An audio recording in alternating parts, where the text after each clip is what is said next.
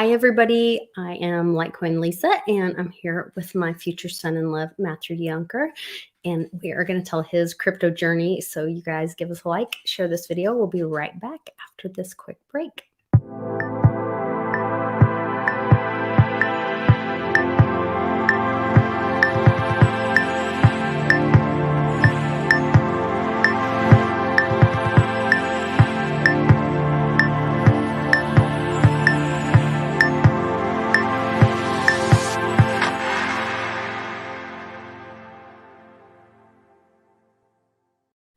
So welcome back. Thanks for joining us, you guys. Matthew, thanks for coming on here. Pleasure to be here. We have been talking. You proposed to my beautiful daughter, Carly. Yes. So it was awesome. Excited about it. And you've been really open to cryptocurrency. When did we first talk to you guys about cryptocurrency? It's definitely before I proposed. It was probably back in, I don't know, September. Okay. So it wasn't probably. this summer. It was this fall. Definitely. Okay. But you kind of were really open-minded to it and jumped right in. Yeah. And got involved in it. Yeah, absolutely. So Carly, we've been giving her crypto for Christmas, and she was one of the first kiddos who was like, we gave them the option, you know, do you want dirty fiat at Christmas or do you want crypto Litecoin? Right. And so she's been adding Litecoin to her wallet for, I don't know, probably 4 years now, 4 or 5 years now. So I'm curious what your thoughts were on that. Honestly, when we get married and have kids, like that's one of the things that I idolize about you. Like, it was funny. Me and Carly were talking about our zodiac sign, and it was like the Aries likes stuff that is usable and like reasonable, not just like stuff. It's something that you can use. And so like my mom growing up just got me like all these like little, I mean, she's a teacher, so she would get me all these little different things. And like, I can't even imagine like, what if she would have just got me like one Litecoin? Like I would have been like ecstatic. Like more practical gifts. Yeah. More practical. Like I can remember when I was like, I don't know, 12 years old, and there's these big wind turbines that were being installed in my county. And I was like, Dad, how do I invest? Like, how do I invest in that? Like, I think it's going to be worth something. How do I do that? And he didn't know. So it was like, I had always like had that thought in my mind, like use your money to make money. Like, how do I do that? And so I always told myself when I grow up, I want to learn how to use my money to make money. Interesting. So you've always had that business mind. Yeah. Early on. Really interesting. Yeah, they're saying Aries rock. There you go. Definitely interesting. Well, I wanted to talk to you about kind of how learning about crypto affected your view of the world. You said you feel like it didn't really change your view of the world much. What about your view of money, or what you think of the value of money, or how you look at currency? Sure. Or the value of the dollar? I think that's like a very like could go in several different directions when talking about money, because again, like from a young age, I was like, how can I make money with money? And then in college, I didn't really know what I wanted to do. And I remember taking a financial class where he said, every day in your bank account, your money is worth less. Okay. So you need to invest it. And that to me just stuck.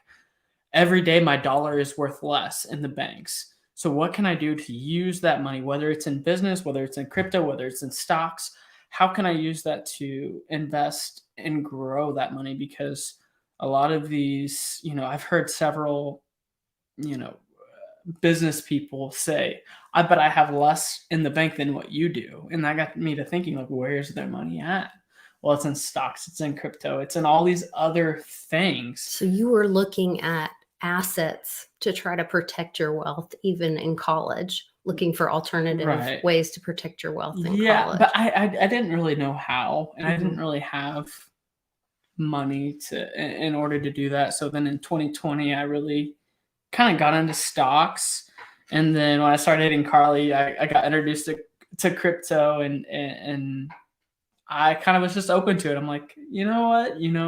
After your explanation of like how we used to use coins to buy things like Papa's 10 cents, then it was a dollar. Now we use credit cards. And then it kind of got to where we were talking about crypto. And I was like, man, that makes a lot of sense. And so then I, kind of just jumped in and have loved it ever since. Interesting. So when you're looking at, you've been talking with us about different coins and projects. What is it about a certain coin or project that you are drawn to that project? I mean, the first thing I do every morning is check the prices, and so I love seeing the increase and the decrease. Well, not really the decrease. Nobody likes to see that, but Yeah. I don't know. I get up every morning and I've just like totally dove in with it, like all in every day. Like, oh my gosh, this stock or this not stock, this crypto is down. I need to get into it because I know tomorrow it's going to be back up. And so I don't know, that's kind So of you're kind of watching like market cap and price. right. Do you research those projects on what the project's doing or whether they're like centralized or decentralized? I mean, Are you into that much yet? I'm starting to like. The other day, I asked your husband Charlie, Mhm. hey, what podcast should I listen to? I drive all the time for my business. I'm on the car all the time, but I also always listen to podcasts. So I was thinking like, hey, what podcast should I listen to? Just to try to learn more about it. And then I'm constantly like Googling, hey, why is crypto down today? Or hey, Okay. why is this? Just any questions that I have, I try to Google it. And then, of course, after I asked for her blessing, I got into the kids group text message. And so they constantly send me all of this stuff. So I honestly like watch all of that stuff and when I have time. Mhm. And whether it's on my lunch break or throughout the day, whenever I have time, I watch it and try to like develop my own opinions about it. Interesting. Yeah, because you're still pretty new at it. So I was curious, like, if you were looking at, because I know there's a couple projects that you really like in the DeFi space. Um, is it Chainlink or Polkadot that you like? Chainlink. Chainlink. And I wondered what it was about Chainlink that you like, if it was just the price gain that you've experienced, or um, if you liked the DeFi part of it, or Honestly, just like the price. okay, I mean, that you've experienced with it yeah. so far. I mean, Okay, yeah. yeah, Yeah. that's not a bad Yeah. thing. It's not a bad thing at all. Yeah. So we had a great talk about NFTs the other day, and I really want to talk with Nana at some point. And then I was thinking about maybe having you on, maybe on a regular basis, or us doing more and talking about like generational wealth, like talking about the different generations and experiencing crypto, because it is such a different, like Nana really talks about how, trying to preserve wealth with, what's happening with them printing money, and trying to, Right. preserve what she's saved to try to be able to, make sure to take care of her and Mhm. Papa, and what they have now. And then Charlie and I trying to, build and maintain what we have to make sure we have, what we need to take care of us and the family. And you That's and awesome. Carly are just starting your family. Yeah. And so just these different generations, and what we're trying to do for our different generations and the wealth building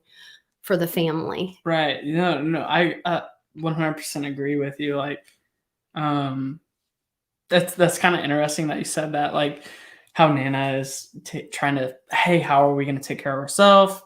And how are we going to take care of our family?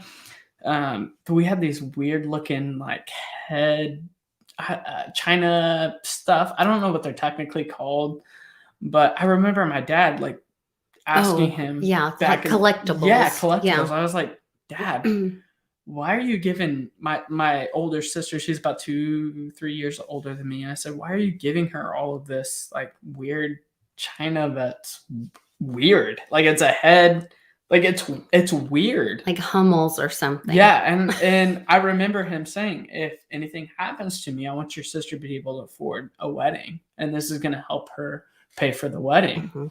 And in my mind, that never made sense. Mhm. But everybody has their own little different. But different generations go through those things. Like now, Right. Hummels really didn't maintain wealth. They Right. were for a season.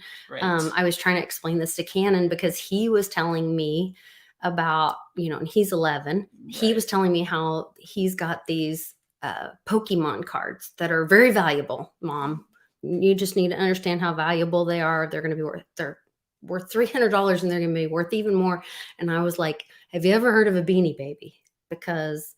And Nana was talking about what's called crypto kitties. So years ago, there were these things called crypto kitties, which were cryptos that were for a time went up in value. And some of these NFTs are having kind of the same thing, like these apes that are NFTs that, people are paying, I don't know, some ungodly amount of money for. And some people are like, well, they're just using them to launder money because they shouldn't be worth that much money. Right. And there may be some of that going on. I don't know. But then we started having a conversation about, you were saying, in your generation, people are more minimalist and it's not about having things or collectibles sitting around on shelves. Such as like China, right? Yeah. But you could see people having an NFT to represent an experience, to memorialize an experience or have a picture or something like that, and not have the thing sitting around. Absolutely. But I also don't think that NFTs, I mean, I think they're very similar to what my father or what what Cannon was trying to do with his Pokemon. Like, it's time sensitive. There's a weird stigma, in my opinion, about how the more you hold on to it, or the longer you hold on to it, or the older it is, the more it's worth. And I don't feel like that's necessarily true, but like that was kind of how I grew up. Like, hey, it's a collectible. The longer you hold on to it, the more it's worth. And that's not always the case. And I feel like, nowadays stuff isn't really worth anything. It's more like, beauty's in the eye of the beholder kind of thing. Right. It's more like, we had talked about homes, for example. Barndominiums are becoming more and more popular every day. And I think it's just because it's a simplicity sort of concept where it's not just a waste of space. You can make it anything that you want. And I think that's what our generation necessarily wants. We don't want a lot of stuff. We want to be able to make it ours, but we don't see value in just things. Interesting. Yeah, I don't want a barn dominium, but kids do. Yeah. But then in my generation, it was all about the McMansion. Like when I was first getting married, mid 90s, it was the dream was the McMansion, everybody wanted the big house. And that's why I say, go back to everything is time sensitive. Like, and it's weird that I'm just now, this year starting to realize, hey, things are time sensitive. Like, if you don't get rid of it, it's not going to be worth anything. You're going to throw it in the dumpster, or you're going to have heck getting rid of it, Well, there's that saying, like, Picasso don't have the Picasso in the attic.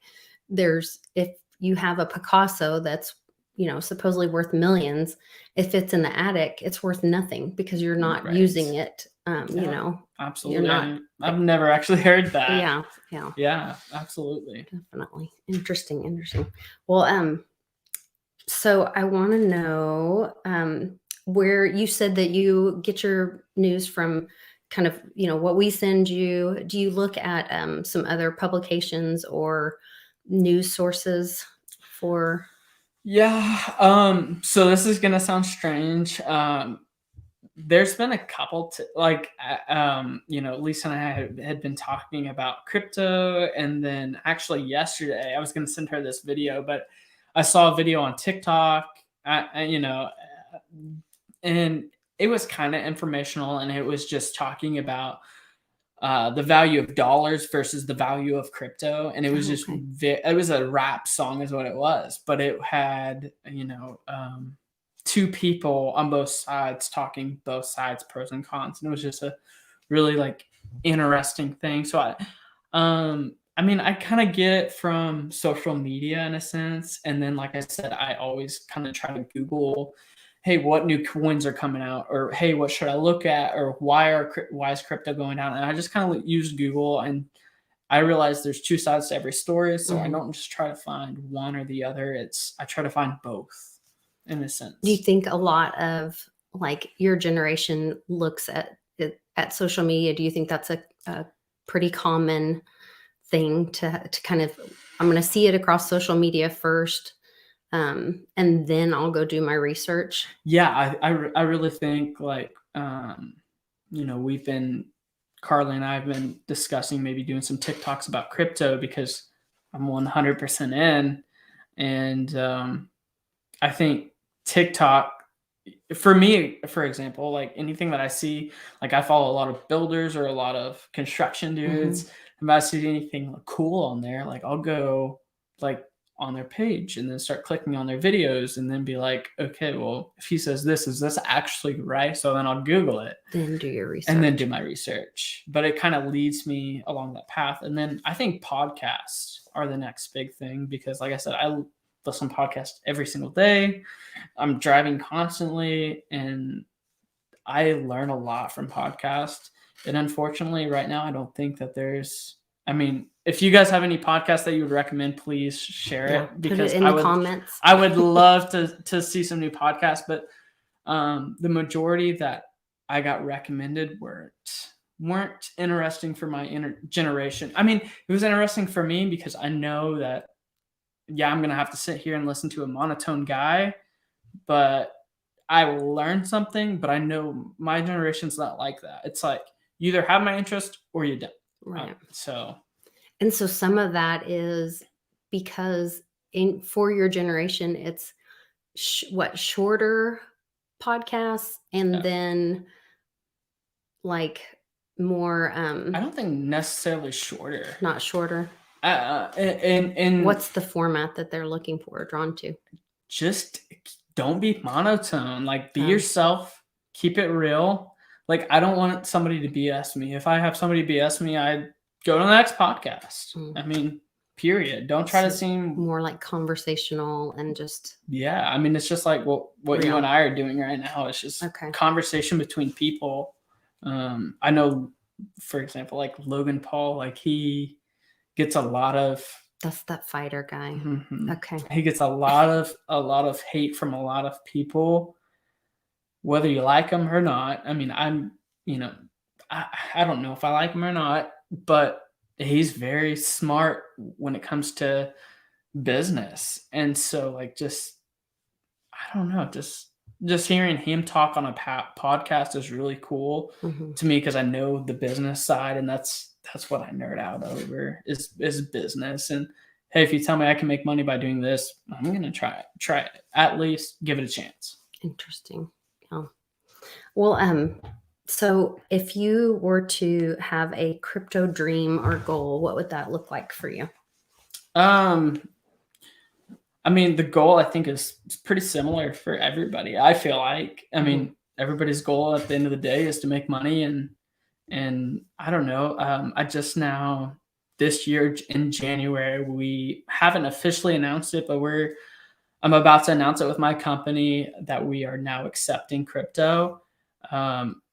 And obviously it's to make gains. I hope that one day, like I make enough on crypto where I can go out and do, invest in several other projects that I want to eventually invest in and have that income just, by having other people run my companies, if that makes sense. Good to me. That gives you more time with my daughter. So sounds good to me. Well, I appreciate you coming on. I just wanted to share a little bit of your story, and I'm excited to learn more stuff with you, and I hope we can do this again.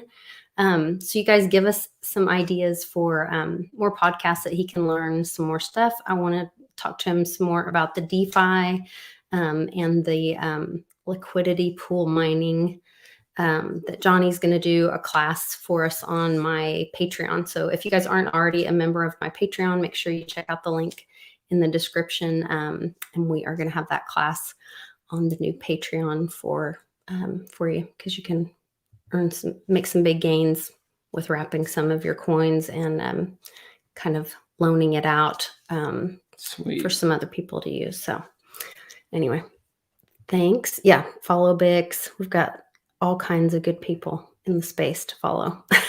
So, all right. Thanks, guys. Remember to give us a like, share this video, and check out Blue Rhino Restoration if you need a roof in the Oklahoma City area. Take care.